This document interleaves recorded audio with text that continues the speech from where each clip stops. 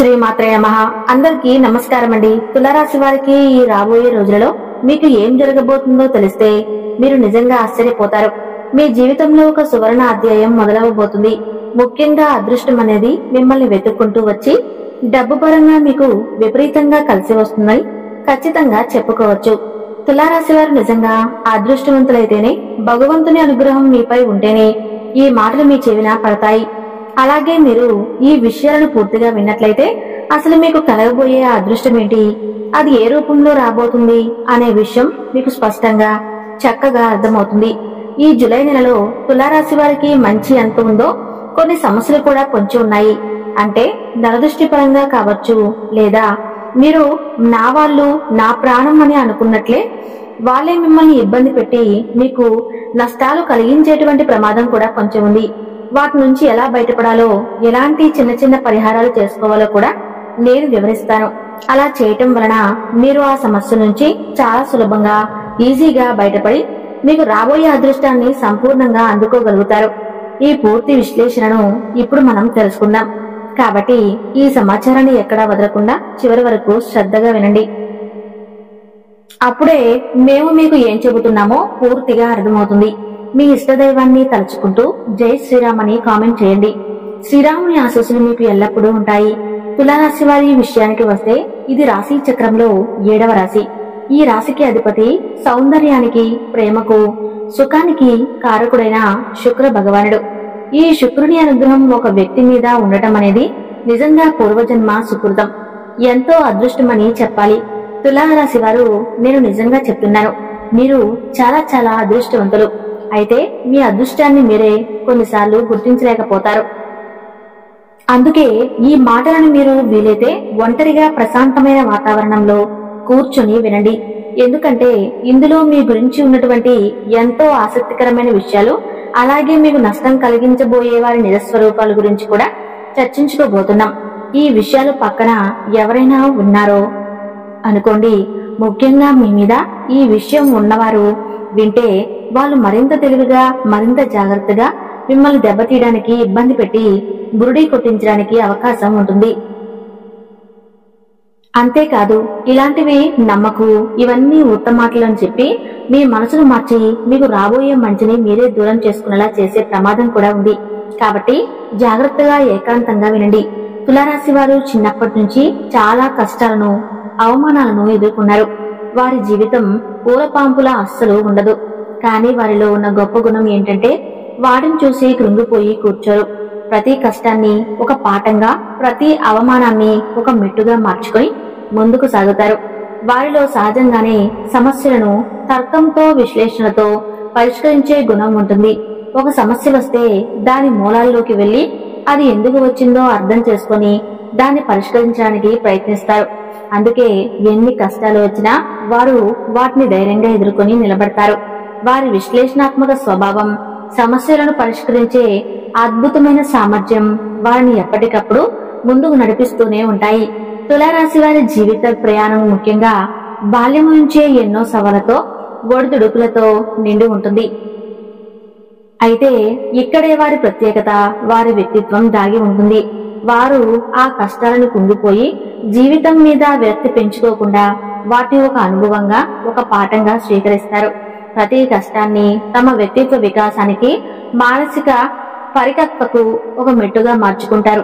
చాలా చిన్న వయసులోనే జీవితం యొక్క కఠినమైన వాస్తవాలను, మనుషుల నిజస్వరూపాలను అర్థం చేసుకుంటారు. ఈ అనుభవాలే వారిని రాటుదేలేలా చేస్తాయి. భవిష్యత్తులో ఎంతటి పెను తుఫాను లాంటి సమస్య అయినా సరే ధైర్యంగా ఎదుర్కొనే శక్తిని, ఆత్మవిశ్వాసాన్ని వారికి అందిస్తాయి. ఈ తులారాశి వారు ఎంత అదృష్టవంతులో అంతకు మించిన కష్టజీవులు కూడా. వీరికి చిన్న వయసు నుంచే బాధ్యతల మీద పడతాయి. కష్టాలు అనేవి నీడలా వెంటాడుతూ ఉంటాయి. కానీ మరోవైపు వీరికి ఆస్తులు, సంపదలు కూడా ఎక్కువగా ఉంటాయి. ముఖ్యంగా స్థిరాస్తులు అంటే తండ్రి తరపు నుంచి గాని, లేదా తల్లి తరపు నుంచి గాని వీరికి పితార్జితానికి సంబంధించినటువంటి భూములు, ఇల్లు వంటి ప్రాపర్టీ సంక్రమించే అవకాశాలు ఈ తులారాశి వాళ్ళు ఎక్కువ % ఉంటాయి. అయితే వారసత్వంగా ఆస్తులు వస్తున్నా సరే వాటి మీద ఆధారపడి బతకాలి అనే ఆలోచన వీరికి ఉండదు. చిన్నప్పటి నుంచి కూడా వారి సొంత కాళ్ళ మీద వారు నిలబడాలని, సొంతంగా తమకంటూ ఒక గుర్తింపును, సామ్రాజ్యాన్ని నిర్మించుకోవటానికి వీరు ఎక్కువగా ఆసక్తి చూపుతారు. పరుల సొమ్ము పాము వంటిది అనే భావన వీరిలో బలంగా ఉంటుంది. వీళ్ళకి లక్ష్యాలు, ఆశయాలు అనేవి చాలా పెద్దవిగా ఆకాశవంత ఎత్తులో ఉంటాయి. మేము సమాజంలో మంచి పేరు సంపాదించుకోవాలి, నలుగురిలో మాకంటూ ఒక ప్రత్యేకమైన హోదా, గౌరవం ఉండాలి, మేము బాగా డబ్బు సంపాదించి ఒక ఉన్నతమైన జీవితాన్ని గడపాలి, నలుగురు మమ్మల్ని చూసి షబాష్ జీవితం అంటే ఈరిదే అని అనుకునేట్లుగా ఉండాలి అని ఒక తపన, తాపత్రయం, ఆశ అనేవి వీరిలో నిరంతరం రగులుతూ ఉంటాయి. దానికి తగినట్లుగానే ఆశయాలను సాధించడానికి అవసరమైన కష్టం అనేది కూడా వీరు చాలా గట్టిగా పడతారు. వీరు ఏదైనా సరే ఒక టార్గెట్ పెట్టుకున్నారంటే అది పూర్తయ్యేదాకా కంటి మీద కొనుక్కు కూడా ఉండదు, తిన్నది కూడా వంట పట్టదు. ఆ లక్ష్యాలు కూడా చాలా పెద్దవిగా ఉంటాయి. నగరానికి దగ్గరలో ఒక పెద్ద మంచి బంగ్లా కట్టాలని, మంచి పొలాలు కొనాలని, ఒక ఖరీదైన పెద్ద కారు కొనాలని, ఒక మంచి బైక్ కొనుక్కోవాలని, లేదా ఇన్ని బంగారం కొనుక్కోవాలని, లక్షల కోట్లుగా మారాలి అని, మా భార్య పిల్లల్ని ఒక మహారాణిలా రాకుమారుడిలాగా చూసుకోవాలి అని వీరి ఆలోచనలు ఎప్పుడు ఆకాశంలో విహరిస్తూ ఉంటాయి. మరి ఆకాశంలో ఆశలు ఉన్నప్పుడు వాటిని అందుకోవాలంటే ఈ నేల మీద కష్టం కూడా ఆ స్థాయిలోనే ఉంటుంది కదా. ఆ విషయం వారికి బాగా తెలుసు. తెలియకుండా ఏమీ లేదు. ఇదంతా వారు ఇష్టపడి చేసుకునేటువంటి కష్టం. మా వాళ్ళు, నా కుటుంబం కోసం అని అనుకునేటటువంటి వారికి సంబంధించిన మనుషుల కోసం పడే కష్టం కాబట్టి ఎంత కష్టమైనా సరే వీరు చాలా ఇష్టంగా, ఆనందంగా భరిస్తారు. ఆకాశాన్ని అందుకోవాలి, నక్షత్రాలను నేలకు తీసుకురావాలి అనేటువంటి తపన వారిలో బలంగా నాటుకుపోయి ఉంటుంది. దానికోసం వీళ్ళు రాత్రింబవళ్ళు కూడా తేడా లేకుండా కష్టపడుతూనే ఉంటారు. ఒక్కొక్కసారి ఎంతలా పనిలో మునిగిపోతారంటే తినడానికి కూడా సమయం ఉండదు, నిద్ర కూడా చాలా తక్కువగా ఉంటుంది. వీరు రాత్రి పడుకునేసరికి 1 గంట 2 గంటలు అయ్యేటటువంటి సందర్భాలు కూడా మీ జీవితంలో కనిపిస్తూ ఉన్నాయి. అయినా సరే మళ్లీ ఉదయాన్నే 5 గంటలకే లేచి మళ్లీ తమ పనుల్లో తాము నిమగ్నమయ్యేటువంటి క్రమశిక్షణ వీరి సొంతం. అయితే ఎంత పని ఒత్తిడి ఉన్నా సరే వీరు టెన్షన్ పడరు, ప్రశాంతంగా ఉంటారు. ఎంత పెద్ద పనైనా సరే దాన్ని ప్రశాంతంగా ఒక పద్ధతి ప్రకారం ఎలా పూర్తి చేయాలో వీరికి బాగా తెలుసు. తులారాశి వారిలో ఉన్న అతిపెద్ద ప్లస్ పాయింట్ ఏదైనా ఉంది అని అంటే అది ఇదే. మంచి తెలివిగల వాళ్ళండి తులారాశి వాళ్ళు. తెలివితేటల్లో, వ్యూహ రచనలో వీరికి తిరుగులేదు. నెంబర్ 1 తెలివితేటలు వీరి సొంతం. ఎంత పనైనా సరే ప్రశాంతంగా చేసుకోవాలి. టెన్షన్ పడితే మన ఆరోగ్యమే దెబ్బతింటుంది. ఆరోగ్యం దెబ్బతింటే మనం అనుకున్న లక్ష్యాలను ఎలా చేరుకుంటాం అనే జీవిత సత్యాలు వీరికి బాగా తెలుసు. కాబట్టి ఎంతటి ఒత్తిడిలోనైనా నెమ్మదిగా, ప్రశాంతంగా తమ పని తాము చేసుకుంటూ వెళ్లిపోతారు. అందుకే వీరు ఎప్పుడు కూల్గా, ప్రశాంతంగా కనిపిస్తారు. వీరి తెలివితేటలు, వీరి ప్లానింగ్, వీరి పనితీరు అంత అద్భుతంగా ఉంటుంది. కానీ ఒక్కొక్కసారి వీరికి కోపం కూడా ముక్కు మీదే ఉంటుంది. ఆ కోపం వచ్చినప్పుడు మాట తూలుతారు. ఎంతటి వారిని కొంచెం కించపరిచేలా, వారి ఆత్మగౌరవం దెబ్బతినేలా మాట్లాడినప్పుడు అవతల వారు దాన్ని మనసులో పెట్టుకుని సమయం కోసం ఎదురు చూసి మిమ్మల్ని దెబ్బతీయడానికి ప్రయత్నించే అవకాశం ఉంటుంది. కాబట్టి మీరు ఎంత తెలివిగల వాళ్ళు అయినప్పటికీ కాస్త జనంతో, ముఖ్యంగా మీ కింద పనిచేసే వారితో ఉన్నప్పుడు మీ కోపాన్ని అదుపులో ఉంచుకోవాలి. కూల్ గా, ప్రశాంతంగా ఉండటానికి ప్రయత్నించండి. మీరు చెప్పాలనుకున్నది ఏదో కఠినంగా కాకుండా సునాయాసంగా, మెల్లగా చెప్పండి. అలాంటప్పుడు వారి యొక్క వ్యతిరేక దృష్టి అనేది మీ మీద పడకుండా ఉంటుంది. లేకపోతే మీరు ఒక ఉన్నత స్థాయిలో ఉండి వారిని ఏదైనా అన్నా వారు తక్కువ స్థాయిలో ఉన్నప్పటికీ సమయం వచ్చినప్పుడు వారు కొట్టే దెబ్బ చాలా గట్టిగా తగిలే అవకాశం ఉంటుంది. కాబట్టి ఎదుటి వ్యక్తులతో, ముఖ్యంగా మీ శ్రేయస్సును కోరని వారితో చాలా జాగ్రత్తగా ఉండాలి. ఈ తులారాశి వ్యక్తులు తమ కుటుంబానికి ప్రారంభిస్తారు. ఫ్యామిలీని దేనికన్నా కూడా ఎక్కువగా చూసుకుంటారు. తాము ఎంత బిజీగా ఉన్నా, ఎంత పని ఒత్తిడిలో ఉన్నా కూడా తమ కుటుంబం కోసం సమయాన్ని కేటాయిస్తారు. అవసరమైతే చేస్తున్న పనిని కాసేపు పక్కన పెట్టి కుటుంబంతో గడపడానికి ప్రాధాన్యత ఇస్తారు. మనం ఎంత కష్టపడి సంపాదించినా ఆ ఆస్తులు, అంతస్తులు ఎవరి కోసం? మన కుటుంబం కోసమే కదా.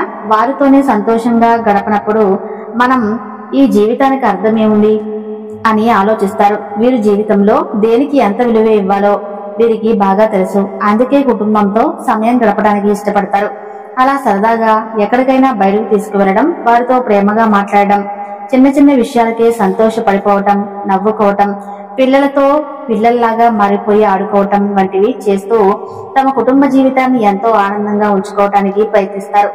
ఇక ఈ తులారాశి వ్యక్తులు తమ టార్గెట్స్ చాలా పెద్దవిగా పెట్టుకుంటారని మనం ముందే చెప్పుకున్నాం కదా.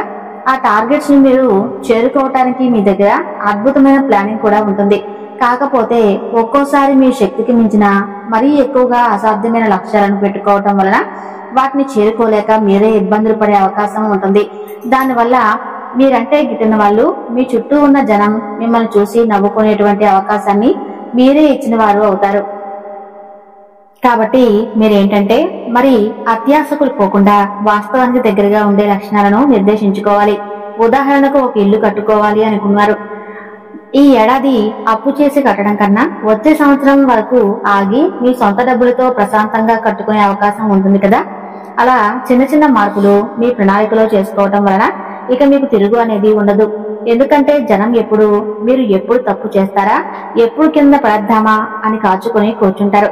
మీరు మీ తెలివితేటలతో కష్టంతో పైకి ఎదుగుతుంటే దాన్ని చూడలేని వాళ్ళు కుళ్ళు పెట్టుకుంటారు. మీకు నరదృష్టి, కనుదృష్టి అనేది కూడా చాలా చాలా ఎక్కువగా ఉంటుంది.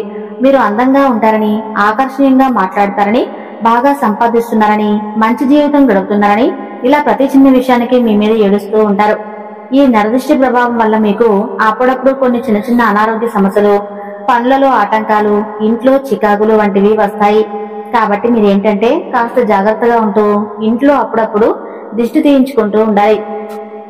మీకు ఒక్కొక్కసారి చాలా కోపం ఎక్కువగా వస్తూ ఉంటుంది. దానివల్ల మాట కూలి అనవసరంగా శత్రువులను పెంచుకుంటారు.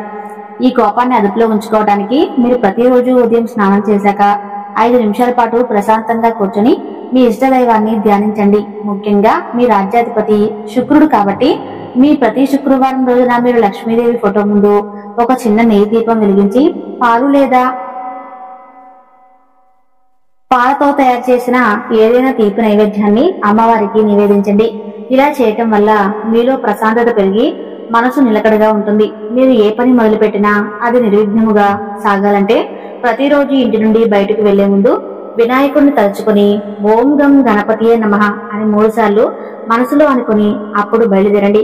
ముఖ్యంగా ఏదైనా కొత్త పని, ముఖ్యమైన ఒప్పందం లేదా ప్రయాణం మొదలు పెట్టేటప్పుడు ఇలా చేయటం వల్ల ఆటంకాలు తొలగిపోయి మీరు అనుకున్న పని విజయవంతంగా పూర్తవుతుంది.